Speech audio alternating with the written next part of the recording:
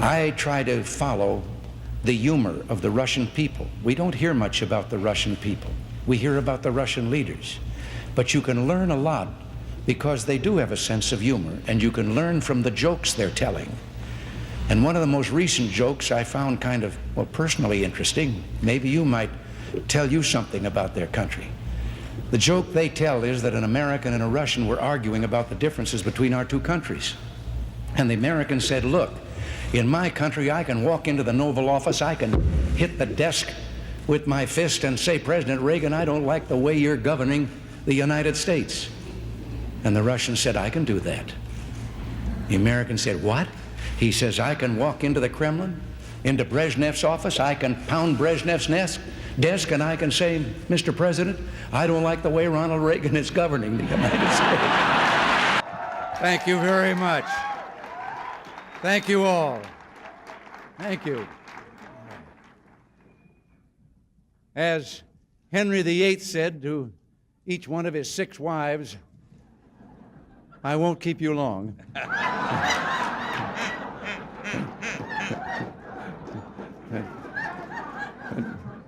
I was in Las Vegas some years ago to address the annual Farm Bureau meeting.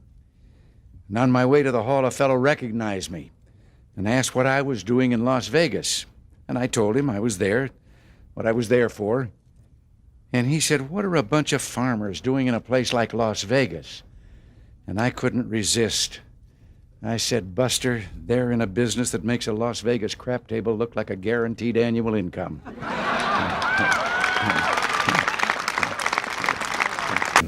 You've already, it's kind of been touched upon here that, speaking of old times, you may have heard that tomorrow is my birthday. Now you know about that. I prefer to think of it as the 36th anniversary of my 39th, but I'll be just about due for a midlife crisis. In fact, I'm thinking about a career change. Drop this political business and see if I can't do something different like radio or the movies. Well, maybe I'll give politics another 3 years. Question to President Reagan. Mr. President, I want to raise an issue that I think has been lurking out there for 2 or 3 weeks and cast it specifically in national security terms. You already are the oldest president in history, and some of your staff say you were tired after your most recent encounter with Mr. Mondale.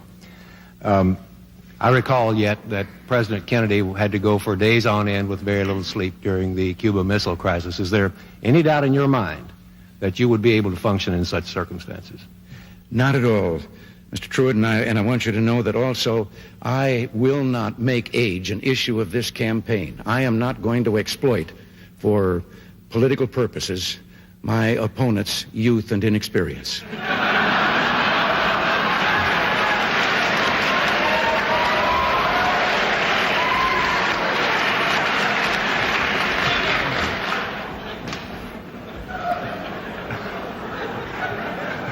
If I still have time, I might add, Mr. Truitt, I might add that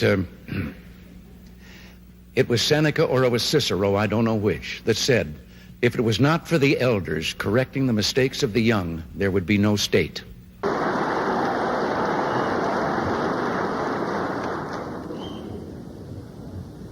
Mr. Speaker, Mr. President, distinguished members of the Congress, honored guests, and fellow citizens. Today marks my first State of the Union address to you, a constitutional duty as old as our republic itself. President Washington began this tradition in 1790 after reminding the nation that the destiny of self-government and the preservation of the sacred fire of liberty is finally staked on the experiment entrusted to the hands of the American people. For our friends in the press who place a high premium on accuracy, let me say, I did not actually hear George Washington say that.